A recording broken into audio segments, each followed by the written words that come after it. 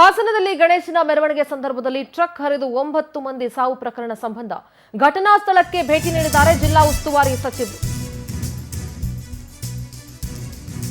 ಜಿಲ್ಲಾ ಉಸ್ತುವಾರಿ ಸಚಿವ ಕೃಷ್ಣ ಭೈರೇಗೌಡ ಘಟನಾ ಸ್ಥಳಕ್ಕೆ ಭೇಟಿಯನ್ನ ಕೊಟ್ಟು ಪರಿಶೀಲನೆ ನಡೆಸಿ ಒಂದಷ್ಟು ಮಾಹಿತಿಯನ್ನ ಕಲೆ ಹಾಕಿದ್ದಾರೆ. ದುರಂತದ ಬಗ್ಗೆ ಮಾಹಿತಿ ಪಡ್ಕೊಳ್ತಾ ಇದ್ದಾರೆ ಸಚಿವರು. ಘಟನಾ ಸ್ಥಳಕ್ಕೆ ಭೇಟಿ ನೀಡಿದ್ರು ಜಿಲ್ಲಾ ಉಸ್ತುವಾರಿ ಸಚಿವರು. ಮೊಸಳೆ ಹೊಸಳ್ಳಿಯಲ್ಲಿ ಕೃಷ್ಣ ಭೈರೇಗೌಡರು ಪರಿಶೀಲನೆಯನ್ನ ನಡೆಸಿ ದುರಂತದ ಬಗ್ಗೆ ಮಾಹಿತಿಯನ್ನ ಕಲೆ ಹಾಕ್ತಾ ಇದ್ದಾರೆ.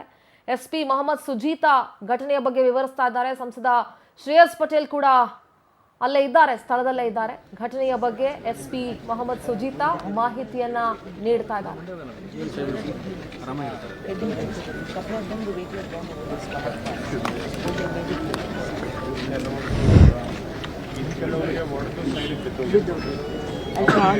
ಕಾಲ್ ಬಂದು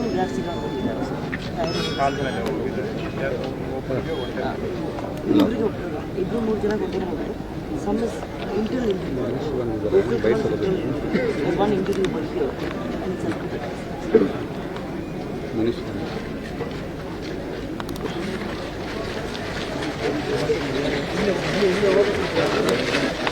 ನೋಡಿ, ಉಸ್ತುವಾರಿ ಸಚಿವ ಕೃಷ್ಣ ಭೈರೇಗೌಡ ಸ್ಥಳಕ್ಕೆ ಒಂದು ಪರಿಶೀಲನೆಯನ್ನು ನಡೆಸ್ತಾ ಇದ್ದಾರೆ.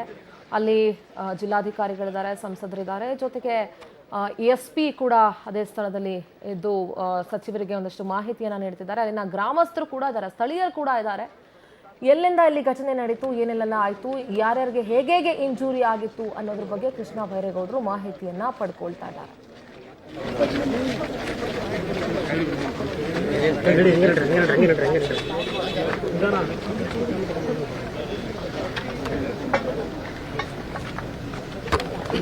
ನೋಡಿ, ಒಬ್ಬ ಜಿಲ್ಲಾ ಉಸ್ತುವಾರಿ ಸಚಿವರು ಸ್ಥಳಕ್ಕೆ ಬರ್ತಾರೆ ಅಂತಂದಾಗ ಇಡೀ ಅಧಿಕಾರಿ ವರ್ಗ ಅಲ್ಲಿರುತ್ತೆ. ಎಷ್ಟೊಂದು ಜನ ಅಲ್ಲಿ ಬರ್ತಾರೆ. ಅದೇ ಸಾವಿರಾರು ಜನ ಇರುವಂತ ಮೆರವಣಿಗೆ ನಡೆಯುತ್ತೆ ಅನ್ನೋ ಜಾಗದಲ್ಲಿ ಎಷ್ಟು ಜನ ಪೊಲೀಸರಿದ್ರು ಅನ್ನೋದು ಪ್ರಶ್ನೆ ಇಲ್ಲಿ. ಒಬ್ಬ ಜಿಲ್ಲಾ ಉಸ್ತುವಾರಿ ಸಚಿವರು ಯಾರೋ ಒಬ್ರು MLA MP ಬರ್ತಾರೆ ಅಂತಂದಾಗ ಬ್ಯಾರಿಕೇಡ್ಗಳನ್ನು ಹಾಕಿ ಏನೆಲ್ಲ ಭದ್ರತಾ ವ್ಯವಸ್ಥೆಗಳನ್ನ ಕೊಟ್ಟು ಎಲ್ಲ ಮಾಡಿರ್ತೀರಿ. ಈಗ ಬಂದು ನೋಡಿ, ಆ ಬ್ಯಾರಿಕೇಡ್ಗೆ ಹೆಂಗ್ ಹೊಡಿತು, ಅದು ಗಟ್ಟಿ ಇತ್ತಾ ಇಲ್ವಾ ಅಂತ ಚೆಕ್ ಮಾಡ್ತಾ ಇದ್ದಾರೆ. ಅಫ್ಕೋರ್ಸ್ ಅದು ಅವ್ರ ಡ್ಯೂಟಿ, ಅವ್ರು ಮಾಡಬೇಕು, ಅದು ಮಾಡೋ ತಪ್ಪು ಅಂತ ನಾನು ಹೇಳ್ತಾ ಇಲ್ಲ. ಅದರ ಜೊತೆಗೆ ಒಬ್ಬ MP, ಒಬ್ಬ MLA ಅವ್ರಗಳಿಗೆ ಎಷ್ಟು ನೀವು ಭದ್ರತೆ ಕೊಡ್ತೀರೋ, ಅವ್ರಗಳ ಸೇಫ್ಟಿ ಬಗ್ಗೆ ಎಷ್ಟು ಯೋಚನೆ ಮಾಡ್ತೀರೋ, ಅವ್ರು ಬಂದಾಗ ಯಾವ ರೀತಿ ಬಂದೋಬಸ್ತ್ ವ್ಯವಸ್ಥೆ ಮಾಡ್ತೀರೋ, ಸಾರ್ವಜನಿಕ ಹಬ್ಬಗಳು ನಡೆಯುವಂಥ ಸಂದರ್ಭದಲ್ಲಿ, ಸಾರ್ವಜನಿಕ ಮೆರವಣಿಗೆಗಳು ನಡೆಯುವಂಥ ಸಂದರ್ಭದಲ್ಲೂ ಪೊಲೀಸರು ಅದೇ ರೀತಿಯಾದಂಥ ವ್ಯವಸ್ಥೆಯನ್ನ ಕೈಗೊಳ್ಳಬೇಕಾಗತ್ತೆ. ನೋಡಿ, ಸ್ಥಳೀಯರೊಬ್ಬರು ಘಟನೆಯ ಬಗ್ಗೆ ವಿವರಿಸ್ತಾ ಇದ್ದಾರೆ.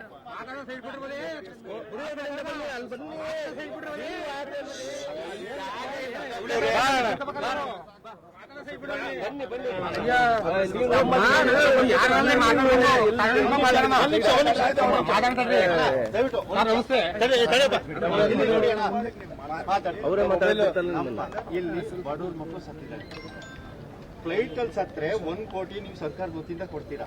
ಸ್ಟೇಡಿಯಂ ಅಲ್ಲಿ ಏನಾದ್ರು ಸತ್ರೆ 50 ಲಕ್ಷ ಕೊಡ್ತೀರಾ. ತಪ್ಪು. ಒಂದ್ ನಿಮಿಷ, ದಯವಿಟ್ಟು ಈ ವಿಚಾರಕ್ಕೆ 50 ಲಕ್ಷ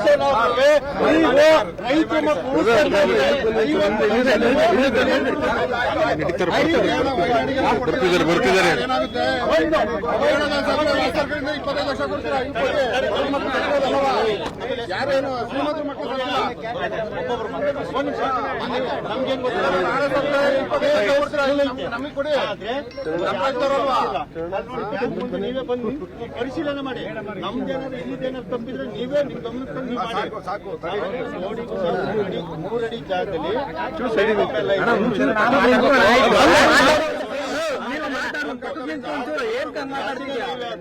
ಸರ್ವಿಸ್ ರಸ್ತೆ ಇಲ್ಲ. ಒಂದು ಅಟ್ಲೀಸ್ಟ್ PC ಅವ್ರಿಗೂ ಇದ್ದಾರೆ. ಆ ಮಕ್ಕಳು ಜೀವ ಮುಂದಾದ್ರೂ ಕಾಪಾಡೋದಕ್ಕೋಸ್ಕರ ನಮ್ಗೆ ದಯವಿಟ್ಟು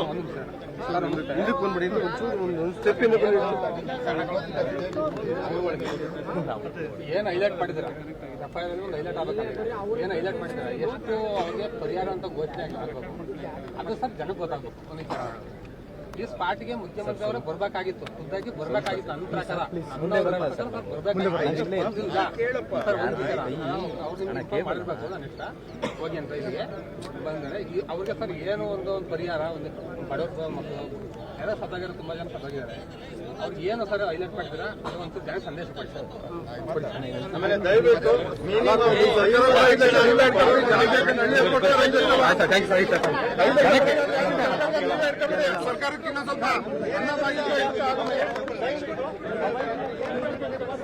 ಬೈರೇಗೌಡರಿಗೆ ಅಲ್ಲಿನ ಸ್ಥಳೀಯರು ಮುತ್ತಿಗೆಯನ್ನ ಹಾಕೊಂಡು ಬೆಂಗಳೂರಲ್ಲಿ ಎಲ್ಲೋ ಸತ್ರೆ ಸ್ಟ್ಯಾಂಪೇಡ್ ಅಲ್ಲಿ ಸತ್ತಿದ್ದಕ್ಕೆ 50 ಲಕ್ಷ ಘೋಷಣೆ ಮಾಡಿದ್ರು. ಇಲ್ಲೂ ಬಡವ್ರ ಮನೆ ಮಕ್ಕಳು ಹೋಗಿದ್ದಾರೆ, 5 ಲಕ್ಷ ಪರಿಹಾರಧನ ಸಾಕಾಗಲ್ಲ, 25 ಲಕ್ಷವನ್ನ ಘೋಷಣೆ ಮಾಡಿ ಅಂತ ಹೇಳಿ ಒತ್ತಾಯ ಮಾಡ್ತಾ ಇದ್ರು. ಮತ್ತೆ ಈ ಸ್ಥಳಕ್ಕೆ ಮುಖ್ಯಮಂತ್ರಿಗಳಿಗೆ ಆಲ್ರೆಡಿ ಬರ್ಬೇಕಾಗಿತ್ತು ಅಂತ ಹೇಳ್ತಾ ಇದ್ರು. ಅಂಡ್ SP ಮೊಹಮ್ಮದ್ ಸುಜೀತಾ ಅಲ್ಲಿ ವಿವರಿಸ್ತಾ ಇದ್ದಾರೆ ಜಿಲ್ಲಾ ಉಸ್ತುವಾರಿ ಸಚಿವರಿಗೆ ಘಟನೆಯ ಬಗ್ಗೆ.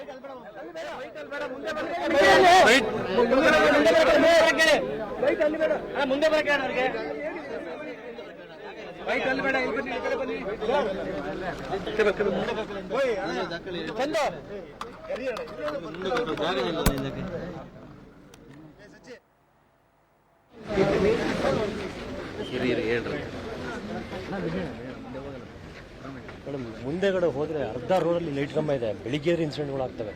ಇಲ್ಲಿ ನೋಡಿ ನಿಮಗೆ, ಇಲ್ಲಿ ರೋಡ್ ಇಷ್ಟು ಕ್ಲಿಯರ್ ಇದೆ, ಅಲ್ಲಿ ನೋಡಿ ನಮಗೆ ಆ ಕಡೆ ನೋಡಿದ್ರೆ ನಿಮಗೆ ಅರ್ಧ ರೋಡಲ್ಲಿ ಲೈಟ್ ಕಂಬ ಇದೆ, front of the Canara bank. ಬೆಳಿಗ್ಗೆ ಇನ್ಸಿಡೆಂಟ್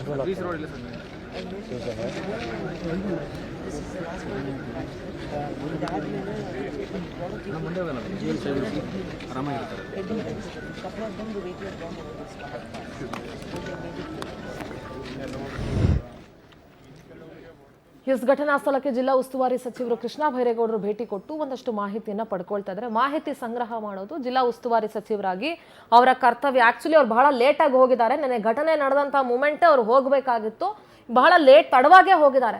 ನೋಡಿ ಎಷ್ಟು ಜನ ಪೊಲೀಸರು ಇದ್ದಾರೆ, ನೋಡಿ ಎಷ್ಟು ಜನ PC-ಗಳಿದ್ದಾರೆ, ಜನ ಅವ್ರ ಹತ್ರ ಬರ್ದೇ ಇರೋ ತರ ತಡೆಯೋದಕ್ಕೆ ಎಷ್ಟು ಜನ ಇದ್ದಾರೆ. ಅಫ್ಕೋರ್ಸ್ ರೀ, ಅವರೊಬ್ರು ಸಚಿವರು ಅಂತಂದಾಗ ಅವ್ರಿಗೊಂದಷ್ಟು ಸೆಕ್ಯೂರಿಟಿ ಇರಬೇಕು ಅಂತ ಆದ್ರೆ ಸಾರ್ವಜನಿಕರಿಗೂ ಬೇಕಲ್ವಾ. ಅಷ್ಟೊಂದು ಸಾವಿರಾರು ಜನ ಸೇರಿದಂತ ಜಾಗದಲ್ಲಿ ಒಬ್ಬ MLA ಗಾಡಿ ಹೋಗುತ್ತೆ ಅಂದ್ರೆ ಬ್ಯಾರಿಕೇಡ್ ಹಾಕ್ತೀರಿ, ಎಷ್ಟು ಜನ ಟ್ರಾಫಿಕ್ ಪೊಲೀಸರು ನಿಂತ್ಕೊಂಡಿರ್ತೀರಿ. ಒಂದು ಮೆರವಣಿಗೆ ನಡೆಯುತ್ತೆ ಅಂದಾಗ ಯಾಕೆ ಟ್ರಾಫಿಕ್ ಪೊಲೀಸರು ನಿಂತ್ಕೊಳಕ್ ಆಗ್ಲಿಲ್ಲ? ಅಲ್ಲಿ ಯಾಕೆ ರೂಟ್ ಡೈವರ್ಷನ್ ಮಾಡಕ್ ಆಗ್ಲಿಲ್ಲ? ಒನ್ ವೇ ಮಾಡ್ಬಿಟ್ಟು ಒನ್ ವೇನಲ್ಲಿ 2 ಕಡೆ ಗಾಡಿ ಓಡೋದಕ್ಕೆ ಯಾಕೆ ಬಿಟ್ರಿ ನೀವು? ಈ ರೀತಿಯಾದಂಥ ಪ್ರಶ್ನೆಗಳು ಮೂಡ್ತಾನೆ ಇರುತ್ತೆ. ಆಮೇಲೆ ಸಚಿವರಾದ್ರೆ ಶಾಸಕರಾದ್ರೆ ಒಂದು ರೂಲ್ಸು, ವೋಟ್ ಹಾಕೋ ಜನಕ್ಕೆ ಇನ್ನೊಂದು ರೂಲ್ಸು ಅಂತ ಅಲ್ಲ.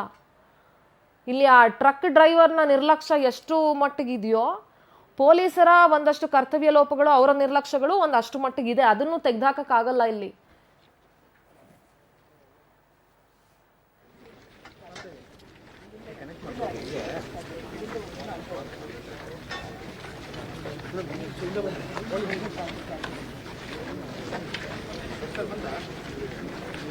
ಈ ಅಂಗಡಿ ಮುಂದೆ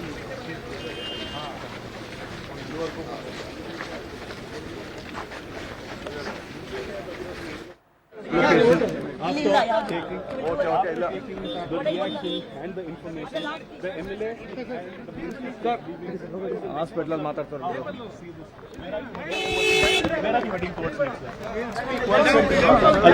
Visiting the spots, police next spot ಸ್ಪಾಟಿಗೆ ವಿಸಿಟ್ ಮಾಡಿದ್ದಾರೆ. ಮಾತಾಡೋಣ ಬನ್ನಿ, ಹೇಳ್ತಾರೆ ಪೊಲೀಸ್ನವ್ರು ಎಲ್ಲಿ ಕರ್ಕೊಂಡು ಹೋಗ್ತಾರೆ ಅಲ್ಲಿ ಹೋಗೋಣ. ಮಾತಾಡೋಣ ಎಲ್ಲ ವಿಸಿಟ್ ಆದ್ಮೇಲೆ ನಾನು ಅಧಿಕೃತ ಹೇಳಿಕೆ ಕೊಡ್ತೀನಿ.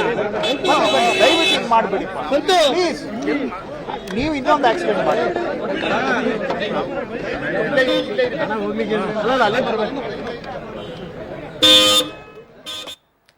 ಎಸ್, ಮಾಧ್ಯಮಗಳಿಗೆ ಪ್ರತಿನಿಧಿ ನೀಡುವ ಸಂದರ್ಭದಲ್ಲಿ ನಾನು ಸ್ಪಾಟ್ ವಿಸಿಟ್ಗಳನ್ನು ಮಾಡಬೇಕಾಗಿದೆ. ಇನ್ನುವೇ ಪೊಲೀಸರು ಎಲ್ಲೆಲ್ಲಿ ಕರ್ಕೊಂಡು ಹೋಗ್ತಾರೆ, ನಾನು ಅಲ್ಲಿಗೆ ಹೋಗಬೇಕು. ಅದಾದ ನಂತರ ನಾನು ಅಧಿಕೃತ ಹೇಳಿಕೆಯನ್ನು ನಿಮ್ಮ ಮುಂದೆ ಕೊಡ್ತೀನಿ ಅನ್ನುವಂಥ ಮಾತನ್ನ ಕೃಷ್ಣ ಬೈರೇಗೌಡರು ಹೇಳಿದೆ. ಬಹುಶಃ ಈಗ ಹಾಸ್ಪಿಟಲ್ನತ್ತ ಮೂವ್ ಆಗಿರಬಹುದು ಅವರು ಅಂತ ಅಂದ್ಕೊಳ್ತೀವಿ. DC SP ಸೇರಿದಂತೆ ಹಿರಿಯ ಅಧಿಕಾರಿಗಳು ಮಾನ್ಯ ಜಿಲ್ಲಾ ಉಸ್ತುವಾರಿ ಸಚಿವರಿಗೆ ಮಾಹಿತಿಯನ್ನು ನೀಡ್ತಾ ಇದ್ದಾರೆ. ಬಹಳ ಲೇಟಾಗೇ ಹೋಗಿದ್ದು ಕೃಷ್ಣ ಬೈರೇಗೌಡರು. ಏನು ಘಟನೆ ಆದ ತಕ್ಷಣ ಹೋಗಲಿಲ್ಲ. ಘಟನೆ ನಿನ್ನೆ ರಾತ್ರಿ ಒಂದು 8 ಗಂಟೆ ಸುಮಾರಿಗೆ ಆಗಿದೆ ಅಂತ, 8-8:30 ಸುಮಾರಿಗೆ ಆಗಿರುವಾಗ ನಿನ್ನೆ ರಾತ್ರಿನೇ ಹೋಗಬೇಕಾಗಿತ್ತು, ಇಲ್ಲ ಬೆಳಗ್ಗೆ ಆದರೂ ಎದ್ದಾದರೂ ಹೋಗಬೇಕಾಗಿತ್ತು. ಆದರೆ ಅವರು ಸ್ವಲ್ಪ ತಡವಾಗೇ ಹೋಗಿದ್ದಾರೆ ಅಂತ ನನ್ನ ಒಪಿನಿಯನ್ ಅದು. ಆ್ಯಂಡ್ ಸದ್ಯ ಇನ್ಫಾರ್ಮೇಷನ್ ತಗೊಂಡಿದ್ದಾರೆ. ಇದರಲ್ಲಿ ಪೊಲೀಸರ ಲೋಪ ಇದೆಯಾ ಇಲ್ವಾ ಅನ್ನೋದು ಕೂಡ ಹೊರಗಡೆ ಬರಬೇಕು. ಮೇಲ್ನೋಟಕ್ಕೆ ಬರೀ ಪೊಲೀಸರ ಲೋಪ ಇಲ್ಲ ಅಂತ ಹೇಳೋಕ್ಕಾಗಲ್ಲ. ಚಾಲಕನ ನಿರ್ಲಕ್ಷ್ಯ ಇರೋದು 100% ಅದಕ್ಕೆ ಸತ್ಯ. ಅದಕ್ಕೆ ಯಾರು ಏನು ಅಂದರೆ ಅದ್ರ ಬಗ್ಗೆ ಯಾರು ತಕರಾರು ಎತ್ತುತ್ತಾ ಇಲ್ಲ. ಎಸ್, ಅವ್ನು ಬಂದಿದ್ದ ತಪ್ಪು, ಅವ್ನು ರಾಂಗ್ ರೂಟಲ್ಲಿ ಬಂದಿದ್ದಾನೆ. ಬಟ್ ಟೂ ವೇ ಬಿಟ್ಟಿರೋದು ಯಾರ್ದು ತಪ್ಪು ಅನ್ನೋದು ಇಲ್ಲಿ ಪ್ರಶ್ನೆ ಆಗುತ್ತೆ. ಅಥವಾ ಆ ಸಂದರ್ಭದಲ್ಲಿ ಹೆವಿ ವೆಹಿಕಲ್ಗಳನ್ನ ನಿರ್ಬಂಧಿಸಬೇಕಾಗಿತ್ತು. ಬರೀ ದೊಡ್ಡ ದೊಡ್ಡ ವೆಹಿಕಲ್ಗಳಿಗೆ ನೀವಲ್ಲಿ ನಿರ್ಬಂಧ ಹೇರಬೇಕಾಗಿತ್ತು ಮೆರವಣಿಗೆ ನಡೆಯುವಂತಹ ಸಂದರ್ಭದಲ್ಲಿ. ಮುನ್ನೆಚ್ಚರಿಕಾ ಕ್ರಮ ಇರಬೇಕಾಗಿತ್ತು, ಮುಂದಾಲೋಚನೆ ಇರಬೇಕಾಗಿತ್ತು. ಸೊ ಅದು ಕೂಡ ಎಲ್ಲೋ ಒಂದು ಕಡೆ ಸರಿಯಾಗಿ ಹ್ಯಾಂಡ್ಲ್ ಮಾಡೋಕ್ಕಾಗಿಲ್ಲ ಹಾಸನದ ಅಲ್ಲಿನ ಸ್ಥಳೀಯ ಪೊಲೀಸರು ಅಂತ ಭಾವಿಸ್ಬೇಕಾಗತ್ತೆ. ಸದ್ಯ ಉಸ್ತುವಾರಿ ಸಚಿವರು ಏನು ಮಾತಾಡ್ತಾರೆ ಕೇಳಿಸ್ಕೋಣ. ದುರಂತದ ಬಗ್ಗೆ ಮಾಹಿತಿ ಪಡ್ಕೊಂಡಿದ್ದಾರೆ. ಈಗ ಹಾಸ್ಪಿಟಲ್ಗೆ ಹೋಗಿ ಗಾಯಾಳುಗಳನ್ನ ವಿಚಾರಿಸ್ತಾರೆ. ಜೊತೆಗೆ ಮೃತ ಕುಟುಂಬಸ್ಥರ ಒಂದು ಜೊತೆನೂ ಮಾತುಕತೆಯನ್ನ ನಡೆಸಿ ಅವ್ರಿಗೂ ಒಂದು ಸಾಂತ್ವನ ಹೇಳುವಂತ ಕೆಲಸ ಕೂಡ ಮಾಡ್ತಾರೆ.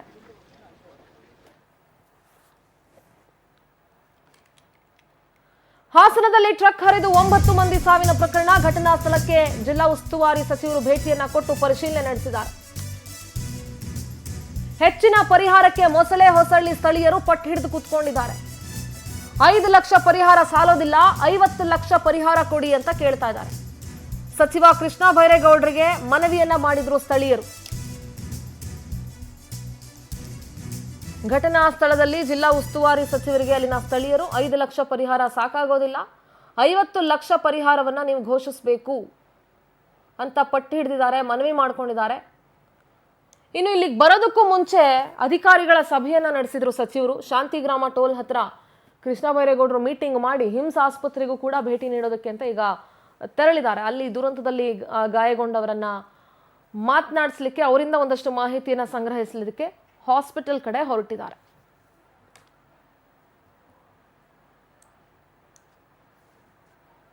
ನಮ್ಮ ಪ್ರತಿನಿಧಿ ಸಚಿನ್ ದೂರವಾಣಿ ಸಂಪರ್ಕದಲ್ಲಿ ಜಾಯ್ನ್ ಆಗ್ತಾ ಇದ್ದಾರೆ. ಸಚಿನ್, ಕೃಷ್ಣ ಬೈರೇಗೌಡರು ಉಸ್ತುವಾರಿ ಸಚಿವರು ಬಂದಿದ್ರು, ಬಹಳ ಲೇಟ್ ಆಗೇ ಬಂದ್ರು ಅಂತಾನೆ ಇಟ್ಕೊಳ್ಳಿ, ಮಾಹಿತಿಯನ್ನ ಸಂಗ್ರಹಿಸಿದ್ದಾರೆ. ಸದ್ಯ ಏನ್ ಹೇಳ್ತಿದ್ದಾರೆ ಸಚಿನ್? ಸಿಂಧೂರ, ಏನು ಈಗ ತಾನೇ ಸ್ಥಳಕ್ಕೆ ಆಗಮಿಸಿದಂತ ಜಿಲ್ಲಾ ಉಸ್ತುವಾರಿ ಸಚಿವರು ಸ್ಥಳ ಪರಿಶೀಲನೆ ಮಾಡಿಸಿ ಅಧಿಕಾರಿಗಳಿಂದ ಒಂದಿಷ್ಟು ಮಾಹಿತಿನೂ ಕೂಡ ಪಡ್ಕೊಂಡಿರ್ತಕ್ಕಂಥದ್ದು. ಈಗಾಗಲೇ ಇಲ್ಲಿಂದ ಮಾಹಿತಿನ ಪಡೆದು ಈಗಾಗಲೇ ಮೃತಪಟ್ಟವರ ಮನೆಗೆ ಭೇಟಿ ನೀಡೋದಕ್ಕೆ ಈಗ ಅವರ ಮನೆಗೆ ತೆರಳ್ತಾ ಇರ್ತಕ್ಕಂಥದ್ದು. ಏನು ಆ ಒಂದು ಟ್ರಕ್ ಆಕ್ಸಿಡೆಂಟ್ ಆಗಿತ್ತು ಆ ಜಾಗದಲ್ಲಿ ಎಲ್ಲವೂ ಕೂಡ ಪರಿಶೀಲನೆಯನ್ನ ಮಾಡಿರತಕ್ಕಂಥದ್ದು. ಅಧಿಕಾರಿಗಳಿಂದ ಮಾಹಿತಿ ಕೂಡ ತೆಗೆದುಕೊಂಡಿದ್ರು. ಅಂದ್ರೆ ಯಾವೆಲ್ಲ ಕಾರಣಗಳಿಗೆ ಆಯ್ತು. ಈಗಾಗಲೇ ಏನು ಅಲ್ಲಿ ಬಂದಂತ ಸಂದರ್ಭದಲ್ಲಿ ಸಾರ್ವಜನಿಕರ ಆಕ್ರೋಶ ಕೂಡ ಹೊರಹಾಕ್ತದೆ. ಯಾಕೆಂತಂದ್ರೆ ಇಲ್ಲಿ ಪೊಲೀಸರು ಸರಿಯಾದ ರೀತಿಯಲ್ಲಿ ಬ್ಯಾರಿಕೇಡ್ ವ್ಯವಸ್ಥೆ ಮಾಡಿದ್ರೆ ಇಂಥ ಘಟನೆ ನಡೀತಾ ಇರಲಿಲ್ಲ. ಅವರ ನೆಗ್ಲಿಜೆನ್ಸಿ ಆಗಿರ್ಬೋದು, ಅದೇ ರೀತಿ ರಸ್ತೆ ಹೆದ್ದಾರಿ ನೆಗ್ಲಿಜೆನ್ಸಿಯಿಂದಾಗಿ ಇಂಥ ಘಟನೆ ನಡೆದಿದೆ. ಹೀಗಾಗಿ ಮೃತರ ಕುಟುಂಬಕ್ಕೆ ಪರಿಹಾರ 5 ಲಕ್ಷ ಸಾಲದು 25ರಿಂದ 55 ಲಕ್ಷದವರೆಗೂ ಪರಿಹಾರನ ಕೊಡಬೇಕು. ಶ್ರೀಮಂತರ ಮಕ್ಕಳಿಗೆ ಒಂದು ನ್ಯಾಯ ಮಾಡಬೇಡಿ ಅಂತ ಹೇಳ್ಬಿಟ್ಟು ಕೂಡ ತಮ್ಮ ಆಕ್ರೋಶನ ಹೊರಹಾಕಿದ್ರು ಸಿಂಧೂರ. ಓಕೆ, ಥ್ಯಾಂಕ್ ಯು ಸಚಿನ್ ನಿಮ್ಮೆಲ್ಲ ಮಾಹಿತಿಗಾಗಿ.